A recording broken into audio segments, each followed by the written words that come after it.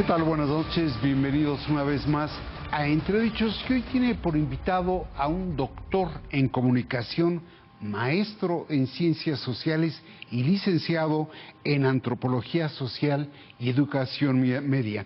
Un hombre que es profesor investigador del Instituto Nacional de Antropología e Historia, actualmente con licencia, fue también diputado federal y es actualmente consejero en el Instituto Nacional Electoral. Motivo de la invitación, se trata desde luego de Uquib Espadas, a quien le doy la más cordial bienvenida. ¿Qué tal? Con el gusto de estar acá nuevamente. Nuevamente, sí, ya nos habíamos visto en enero del año pasado. Bueno, pues desde mi punto de vista pasó lo que se temía. El Instituto Nacional Electoral parece pagar los platos rotos por el Poder Legislativo y el Poder Ejecutivo con motivo de la elección judicial. ¿Coincide con esa percepción? Bueno, sí, a ver, la realidad es que al instituto le tocó corregir una serie de problemas derivados de la legislación, de imprevistos, cosas que fueron surgiendo en el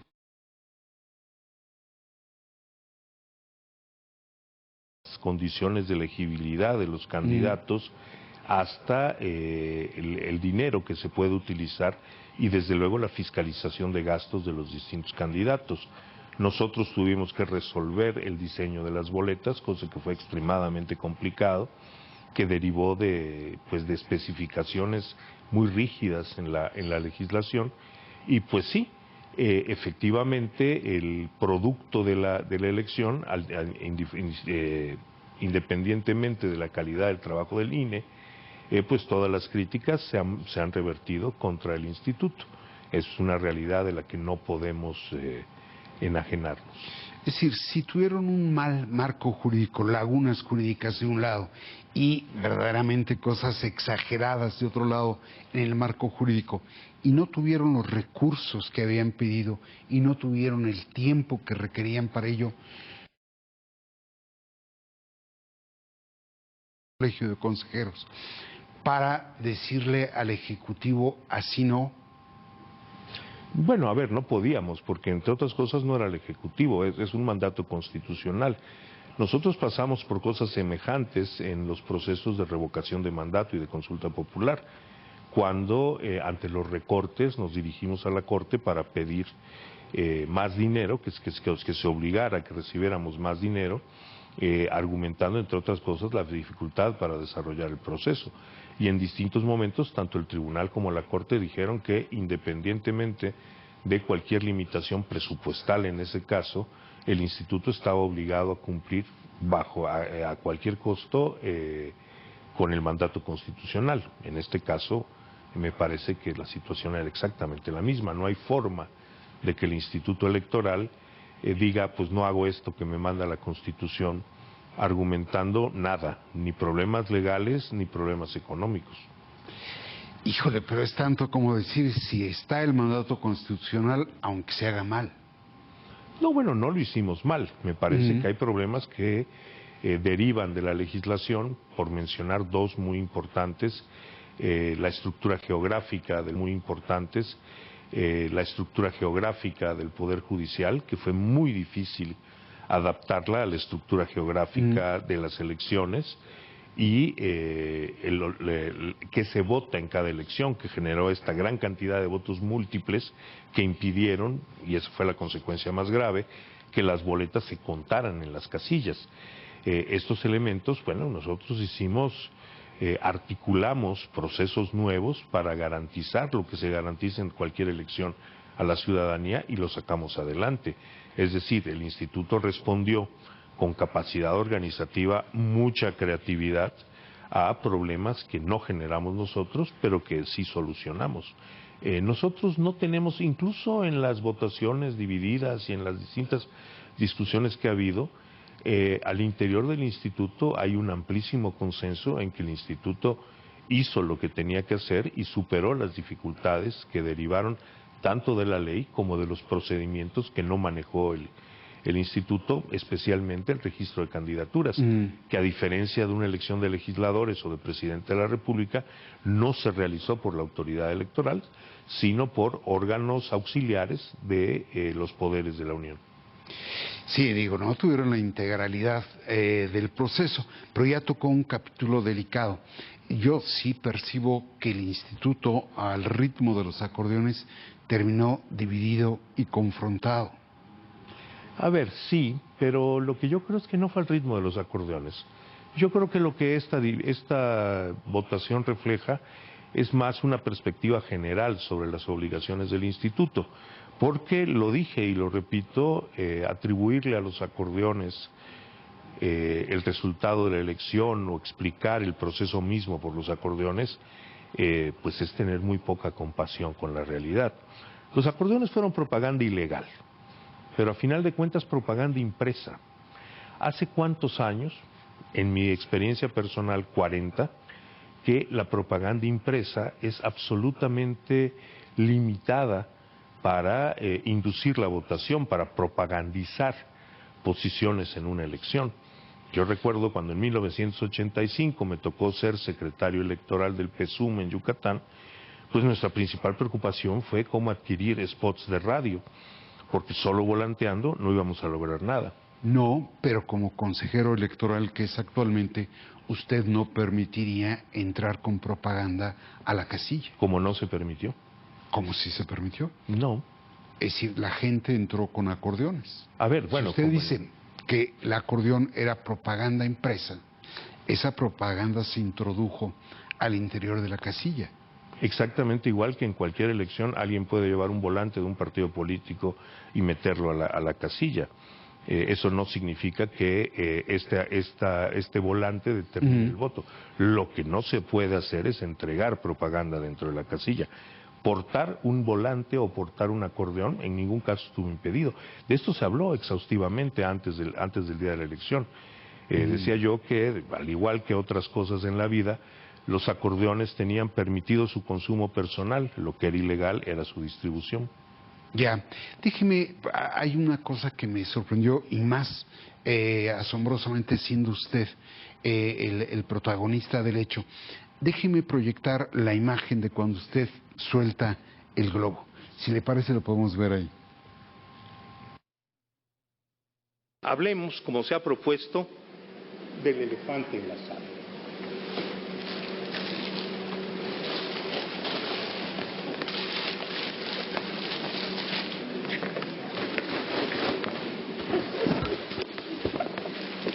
No tengo ningún problema en discutir sobre el elefante en la sala, pero metámosle algo de seriedad, por favor. Sonríe usted. Y me llama la atención porque es contradictorio. Usted que trae un buen nivel conceptual, técnico incluso, del lenguaje electoral, suelte el globo, lo que baje el nivel del debate, pero pide seriedad burlándose. Bueno, a ver, sí, digamos que no fue un momento, fue un momento básicamente visceral, lo tengo que admitir.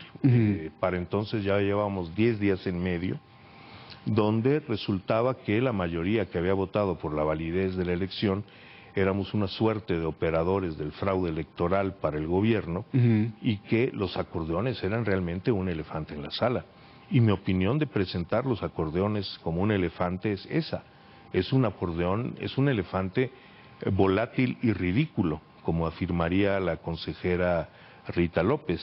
Es decir, pretender explicar con la circulación de propaganda impresa el resultado de una elección y concluir de eso la invalidez de la elección, me parece que es carente de seriedad, tan carente de seriedad como poner un globo de elefante a flotar en medio del salón.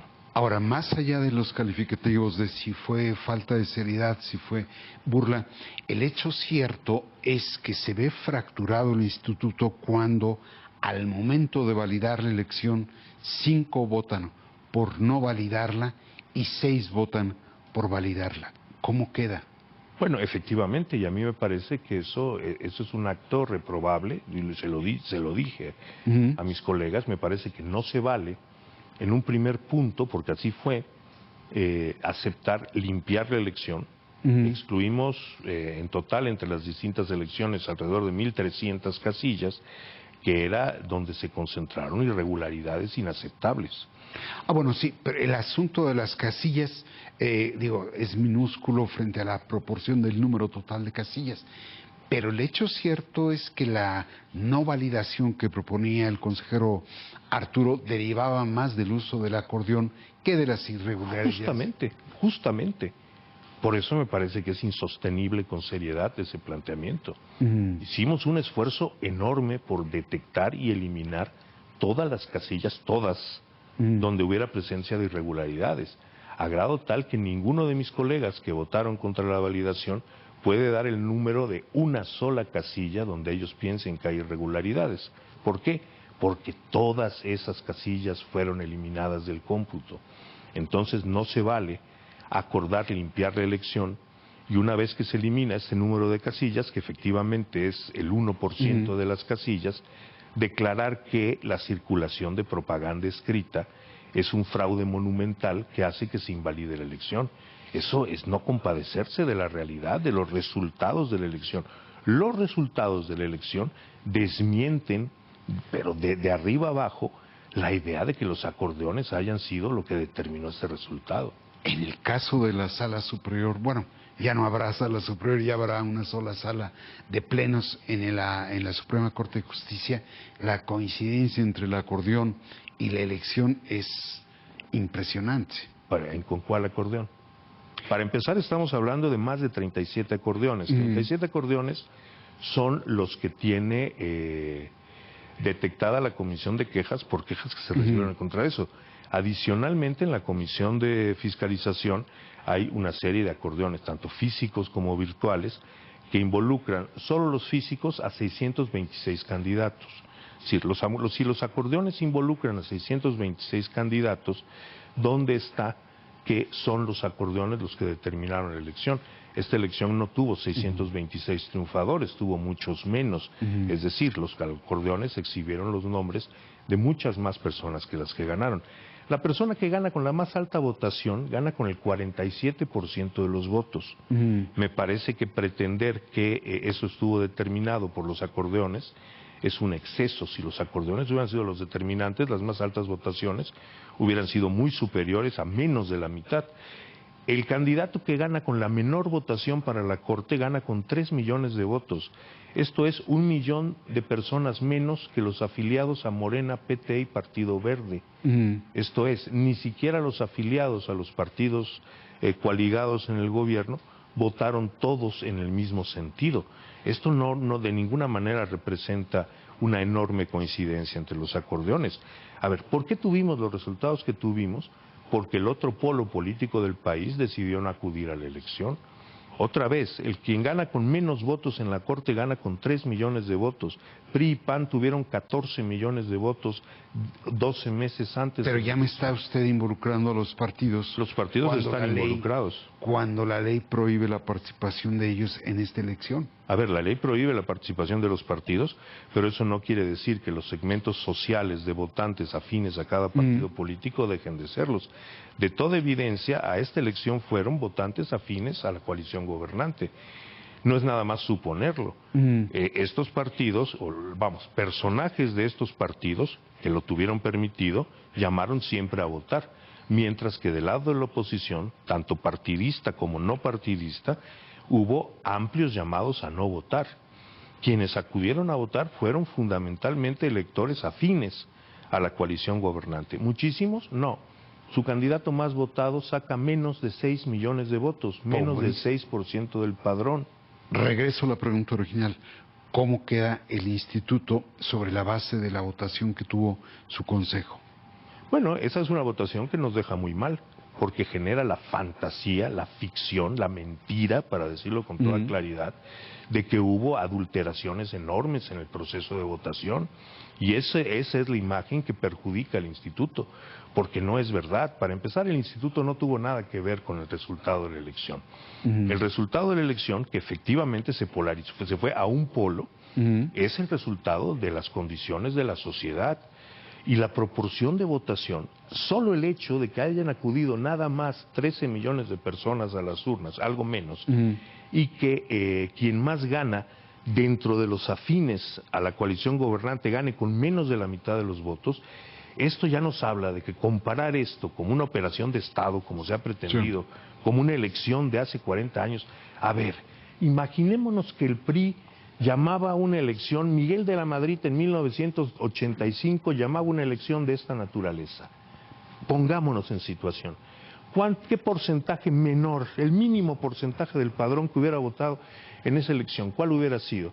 ¿60%? ¿50%? Y los candidatos del gobierno, ¿qué porcentaje de votación hubieran sacado hace 40 años? ¿70%? ¿80%? Entonces, pretender comparar esto con una operación de Estado como las que se realizaban hace 40 años, es un despropósito. Voy todavía más lejos y lo digo con todas sus letras. Si alguien pretendió hacer una operación centralizada para determinar los resultados de la votación y llenar las urnas con estos votos, fracasó estrepitosamente. Pero eso lo avalan 5 de los 11 consejeros. Así es. ¿Estos calificativos se los endosa también a ellos? Que sus argumentos son fantasiosos, totalmente, lo he dicho públicamente. Ya. Ahora, ¿y qué piensan del informe preliminar de la misión observadora electoral de la OEA? Muy interesante, la misión de observación de la OEA no hace ningún tipo de crítica a los acordeones. ¿Por qué? Porque acordeones de esta naturaleza son comunes en cualquier elección por voto múltiple en el mundo, incluidos los Estados Unidos. Vi la argumentación que presentó usted. Al día de hoy se pueden consultar los acordeones republicanos y demócratas por Internet. Es decir, si yo tiro acordeones en Texas, tanto demócratas como republicanos, pues en Texas van a ganar los de los acordeones republicanos. Pero a ver, las observaciones que hace la misión son bastante duras, que las resume en el hecho de recomendar no replicar el ejercicio en otros países. Bien, eso es recomendación que, por cierto, no toca al INE. Esa es una recomendación que tiene que ver con la legislación. El INE no puede decidir, y las autoridades electorales en el mundo no pueden decidir si se replica esta elección o no. Esa es una decisión legislativa. Es decir, la crítica más dura, la crítica verdaderamente dura del informe de la OEA no va contra la organización electoral, va contra la legislación. Es decir, supongo, puedo yo colegir que a partir de lo que está diciendo es la legislación electoral o la legislación de la elección judicial tiene que ser revisada. Bueno, a ver, esa es una afirmación que yo hago, pero que no, el instituto no tiene una posición al respecto. Pero usted dice que la observación que hace la misión observadora de la OEA, recae sobre la legislación, sí, no sobre la organización. Exactamente. Bueno, a ver, no todo el mundo tiene que estar de acuerdo con el informe de la OEA. Habrá quien diga, bueno, el informe de la OEA se equivoca y este modelo sí debe ser replicado. Yo en lo personal creo que la reforma tiene que ser reformada. Es decir, hay cosas de la manera como nos vimos obligados por ley, por constitución, a organizar la elección, que deben ser modificados para la salud electoral del país. Por ejemplo, se demostró impráctico, todavía más para los electores que para el instituto, a tener que emitir 39 votos en 6 boletas solo de la elección nacional. De la elección federal. No. Si le parece, voy a un corte y comenzamos a ahondar un poco en lo que sigue. De acuerdo. Pues estamos ya de vuelta con el consejero electoral Ukip Espadas Ancona y abordaba ya usted la necesidad, valga la redundancia, de reformar la reforma judicial. Viene en el 27 la elección de la otra mitad del Poder Judicial, la elección del Poder Legislativo Federal, la revocación del mandato y un sinnúmero de elecciones locales, 17 gubernaturas. ¿Ese tamaño de elección es recomendable? No, a ver, me parece que aquí además estamos arrastrando errores históricos. Algún día a alguien se le ocurrió que para hacer más baratas las elecciones había que hacer concurrentes las elecciones federales y locales. Las elecciones no se hicieron más baratas, cada quien sigue gastando en su pista lo que la ley le permite, y a veces más, y ahí es donde el INE multa. Entonces, no se hicieron más baratas, que sí se logró. Se logró que las elecciones más relevantes para la sociedad dominaran sobre las elecciones menos relevantes. Claramente, por ejemplo, si se elige presidente de la República, la gente se fija sobre todo en esa candidatura, no se fija tanto en las candidaturas de senadores o diputados federales, diputados locales no digamos. Esto cada vez que alguien encuesta al respecto se nota, muy poca gente sabe quién es el diputado local electo por su distrito. En algunos estados esto se elegía por separado.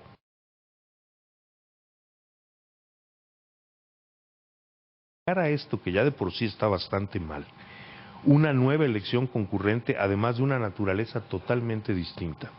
Juntar las elecciones de poder legislativo con las elecciones de poder judicial, donde en una participan partidos, en otras no, donde para una en los órganos electorales, incluyendo en las casillas, tienen representación los partidos y en otra no, en una hay financiamiento, en la otra no. Esto sería realmente, pues no sé si solo complicado, yo no sé ahí sí si sería materialmente realizable. ¿Cómo distinguir una campaña de otra? ¿Cómo darle seguimiento adecuado al dinero? ¿Cómo limitar la acción de los partidos? En el calificativo dice usted complicado. Yo creo que sería un enredo. Sí, de hecho lo sería. Yo espero que en todo caso se desplace algunos meses la elección judicial y una eventual, porque también puede hacerse el mismo año, una eventual consulta popular. Recordemos que en el 21, por ejemplo, tuvimos elección intermedia y consulta popular. Podría ser lo mismo. Sí, pero tienen la revocación. No, ese sería el cuarto año. Al cuarto. Así fue. No coincide con... No, aunque he oído algunas personas que lo han planteado, no desde ahora, incluso desde antes, que coincidiera. Esto tendría mayores complejidades. Primero porque si se hacen concurrentes la elección legislativa intermedia y la revocación de mandato, estamos hablando de que las condiciones para que la revocación sea vinculante están dadas. Nunca en una elección intermedia ha votado menos del 50% de la población, del padrón, y para que la revocación sea vinculante tiene que tener al menos el 40%. Entonces esto ya estaría dado. Y habría que ver entonces si ganaría la propuesta de que se revoque o se conserve el mandato presidencial, que me parece que es algo inadecuado de combinar con una elección legislativa, porque, las fuerzas que se mueven apuntan en otro sentido. Es una elección para elegir diputados, no para elegir presidente, y esto se combinaría pues de una manera que haría las condiciones políticas de una manera que haría las condiciones políticas del país muy volátiles para mi gusto. Ya. Ahora, yo lo interrumpí antes de irnos al corte. Usted decía que había que reformar la reforma judicial. De manera muy sucinta, dígame, ¿cuáles son los básicos de esa reforma de la reforma? Sí, a veces le preguntamos a los concursantes para ser consejeros de los OPLES, si usted pudiera cambiar la legislación, tomo así la pregunta, si yo pudiera yo crear la legislación. A ver, lo primero que creo es que esta experiencia nos ha demostrado que llevar a las urnas a jueces de distrito y magistrados de circuito es poco operante. Primero porque la gente, y esto el nivel de abstención en estas votaciones nos lo indica, en estas dos votaciones los votos nulos alcanzaron hasta el 30%, es decir, la gente no pudo obtener en tiempo, no pudo apropiarse en tiempo de la información necesaria para valorar su voto, especialmente en estas dos pistas. Me parece que es demasiada exigencia para la ciudadanía. ¿Qué opina usted de los siguientes 7 nombres para ser el próximo juez de apelaciones en materia de telecomunicación?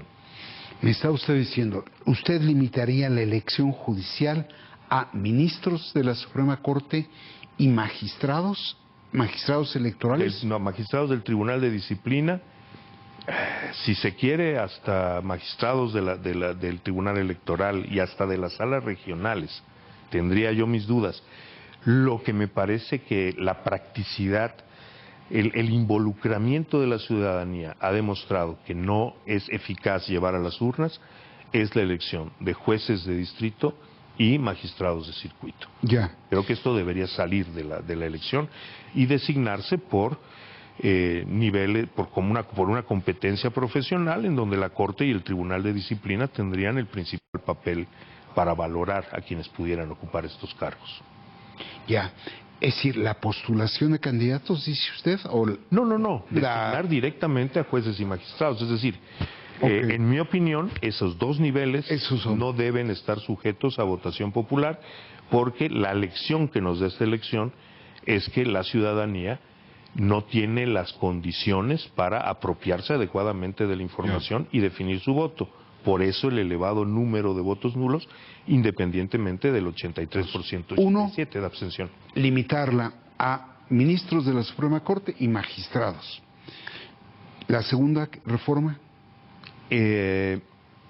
A mí me parece que los partidos políticos, si bien puede establecerse que no postulen ni financien campañas, sí deben jugar un papel de vigilancia y que deben mantener su asiento en el Consejo General.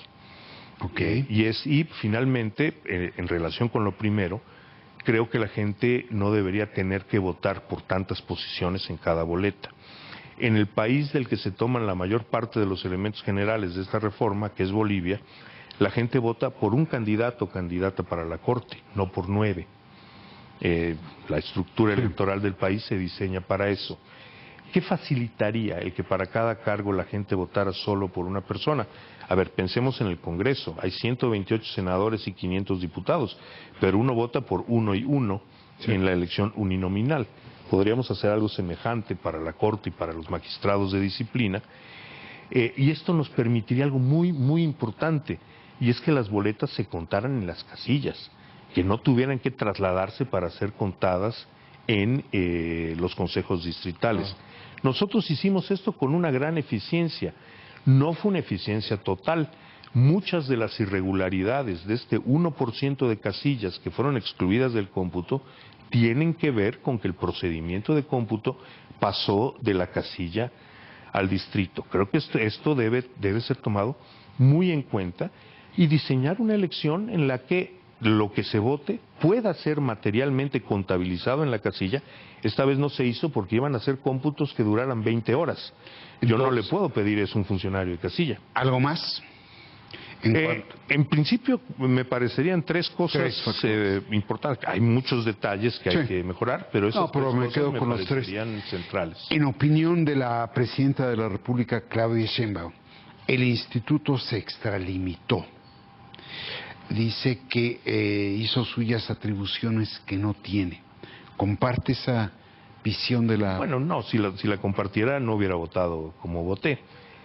Yo creo que el instituto actuó dentro de sus facultades, que en la medida en que la ley estableció tiempos distintos y momentos distintos para cada proceso, había cosas que antes no le tocaban y ahora sí le tocaron. Por ejemplo, concluir los cómputos finales, los hizo el Consejo General. Eso es algo que en las elecciones legislativas hacen los consejos distritales. Por eso el Consejo General podía o no incluir casillas que encontrar irregulares en el cómputo. El otro asunto es la declaración de validez. Eso está muy explorado por la legislación y la jurisprudencia. Pero no me está respondiendo la pregunta. ¿Diría usted que se extralimitó la presidenta de la República al decir que la presidenta es una ciudadana con libertad de expresión como cualquier otra? Creo que el INE no se extralimitó. ¿Y ella? No encuentro que ley pudiera violar hacer una afirmación que yo no comparto en este caso sobre la funcionalidad del INE. No iría yo tan lejos. Ok.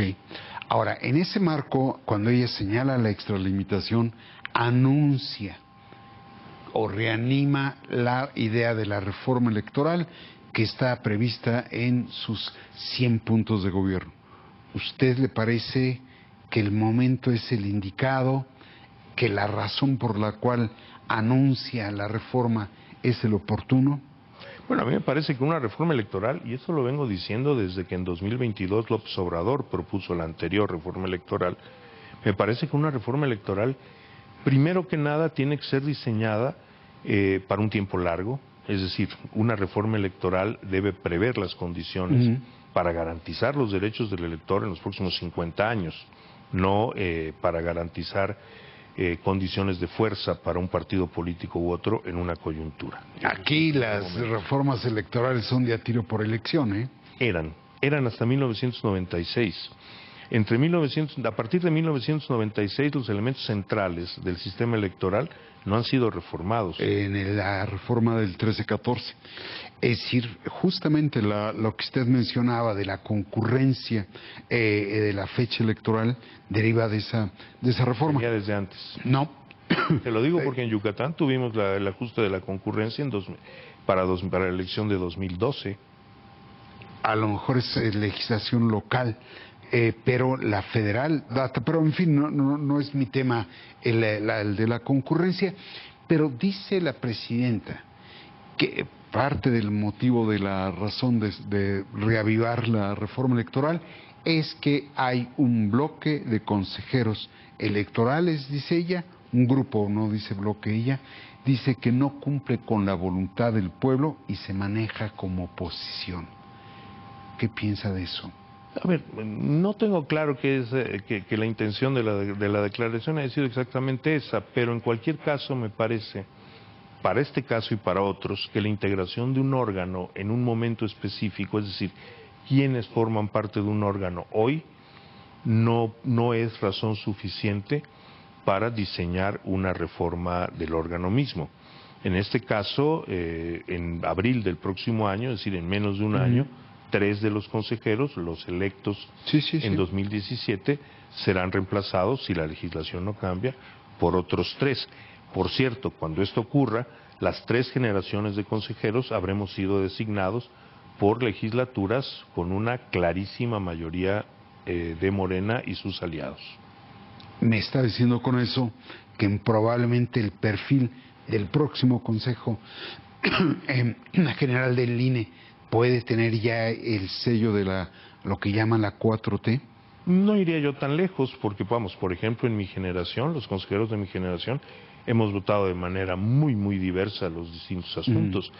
Yo me he ganado denuestos de bando y bando por votar distintas cosas. Cuando voté hace un par de años por imponer una multa más 3 a Morena por 300 millones de pesos, me gané incluso descalificaciones desde la mañanera con López Obrador, o cuando votamos mayoritariamente por negar el uso de tiempo aire, esto nos lo revirtió después el tribunal, a los poderes de la Unión para difundir la elección judicial. Otra vez me gané insultos de un bando. Cuando he votado en el sentido contrario, por ejemplo ahora para declarar la validez, me gano insultos del otro bando. Supongo que eso quiere decir que algo estaré haciendo bien. Ahora, ¿no teme usted que se pretenda colonizar el Instituto Nacional Electoral después de un señalamiento de ese tipo por parte de la presidenta? A ver, las intenciones de los gobiernos de tener un dominio en las autoridades electorales ha estado presente ahí siempre. En esa medida siempre será un temor. Me parece que hay todo un entramado jurídico elaborado para impedir que estas cosas ocurran.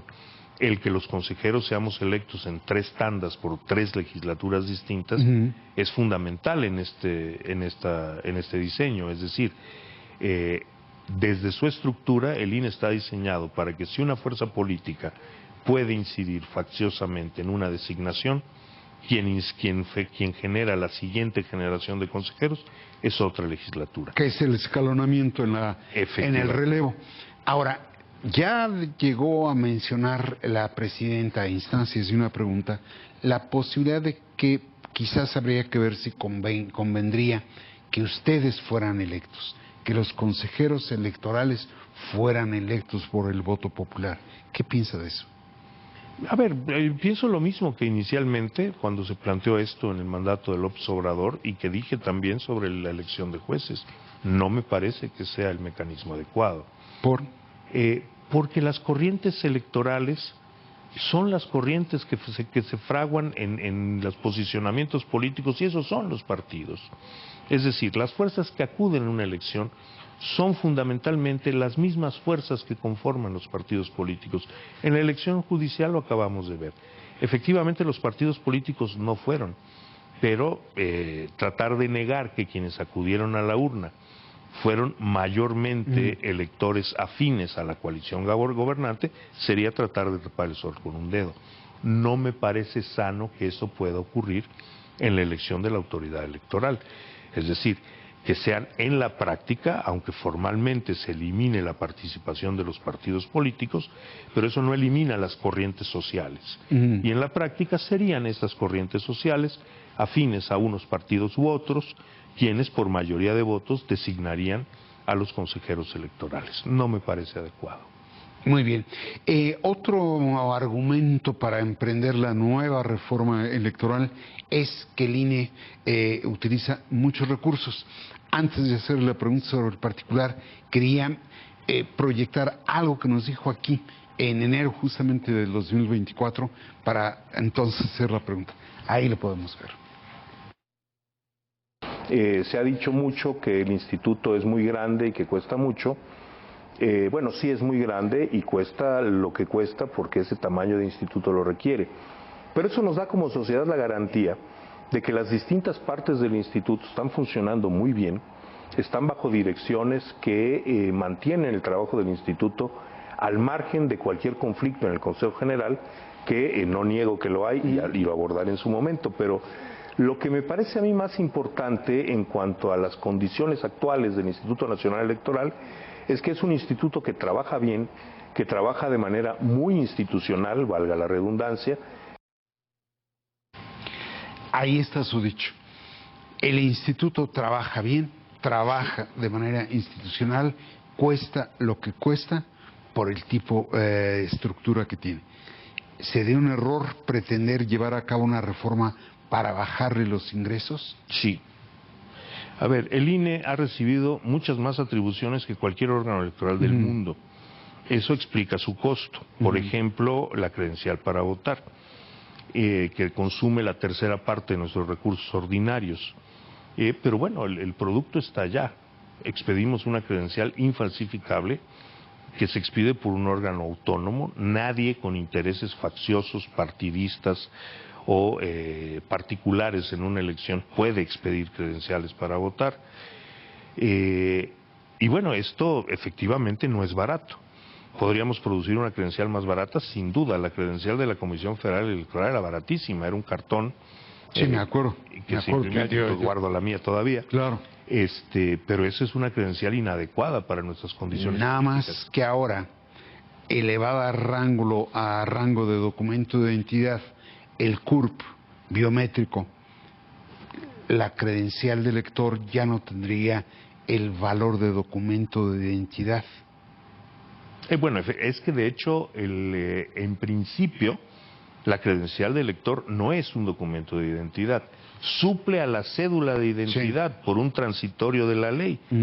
Teóricamente, cuando aparezca la cédula de identidad, que la CURP con datos biométricos tampoco es la cédula de identidad, la credencial para votar dejará de ser válida para identificarse. Así es. Aquí todavía faltan muchos procesos. Pero yo supongo que con el CURP yo podré ir a votar, que ya no necesitaré.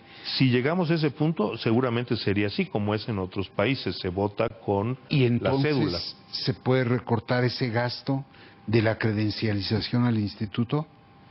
Si se modificaran las leyes de forma tal que no fuera, como hay también en otros países, los dos documentos, una credencial para votar y un documento de identidad. A ver, por ejemplo, en las Filipinas tienen los dos documentos. ¿Cuál es el primer problema que esto genera? Las Filipinas tienen un 10% de población menos que nosotros, pero su padrón no es un 10% menor que el nuestro, es un padrón 35% menor que el nuestro. No porque su pirámide poblacional sea muy distinta, sino porque en la medida en que el documento de identidad es un documento distinto del documento de votación, lo que yo necesito para mi vida cotidiana es mi identificación, mi documento de identidad. Para ir al banco no me sirve la credencial de elector, y eso podría ser un problema. Ahora, ¿ve espacios para bajar el gasto del Instituto Nacional Electoral o definitivamente sin deteriorar el servicio que presta? No. Es decir, si se le sustrae, por ejemplo, la identidad y se va a otro lado, bajará ese servicio de identidad seguirá costando, en otra oficina, pero seguirá costando. Reducir el costo de las elecciones. Veamos la experiencia de la elección judicial. Redujimos a la mitad el número de casillas. Sí. Tuvimos una participación del 13%. Ese sería el riesgo. Uno de ellos. Es decir, juntar demasiados electores en una casilla representa problemas. Desde la distancia que el elector tiene que recorrer para llegar a la casilla hasta el tiempo de manejo de material electoral y cómputo de la votación. ¿Las prerrogativas para los partidos se pueden reducir? Voy a responder esto con un ejemplo histórico. Cuando Víctor Cervera Pacheco llegó al gobierno en Yucatán, redujo inmediatamente los salarios de los funcionarios y de los diputados. Nada más que esto afectó solo a los diputados de la oposición, porque los diputados que eran del PRI y además afines al gobernador tenían otras fuentes de financiamiento. La razón por la que se estableció un financiamiento elevado en México para los partidos políticos es que los partidos opositores no pudieran encontrarse indefensos en procesos electorales en años de elección y organizativamente entre elección y elección. Es decir, se estableció un financiamiento de esta naturaleza sobre todo para proteger que los partidos de oposición pudieran seguir funcionando y tuvieran capacidad por lo menos de mínima competitividad en los procesos electorales. Yo no estaría de acuerdo en revertir ese enorme acuerdo que tomaron las fuerzas políticas en 1986. Ya, última pregunta, le ruego la mayor brevedad posible. ¿Ve en riesgo la autonomía y la independencia del INE tanto por la atmósfera que se generó después de la elección judicial como por las decisiones de eliminar, fusionar o desaparecer otros órganos constitucionales autónomos? La autonomía del INE está en amenaza permanente. Creo que ha sido un logro social y que requiere esfuerzo para sostenerla. No atribuiría yo este riesgo a una reforma electoral u otra, sino al igual que, por ejemplo, la idea de reducir o desaparecer las diputaciones plurinominales. Esto es una condición que ha existido, lo de las pluris, desde Vicente Fox hasta el día de hoy, y me parece que la preocupación en torno desde el poder respecto a un órgano electoral autónomo se mantiene ahí. Muy bien, pues yo le aprecio muchísimo la disposición, en verdad. Por el contrario, muchísimas gracias. Como desde luego le agradezco a los seguidores del Financiero Televisión el hecho de acompañarnos aquí en Entredichos. Muchas gracias.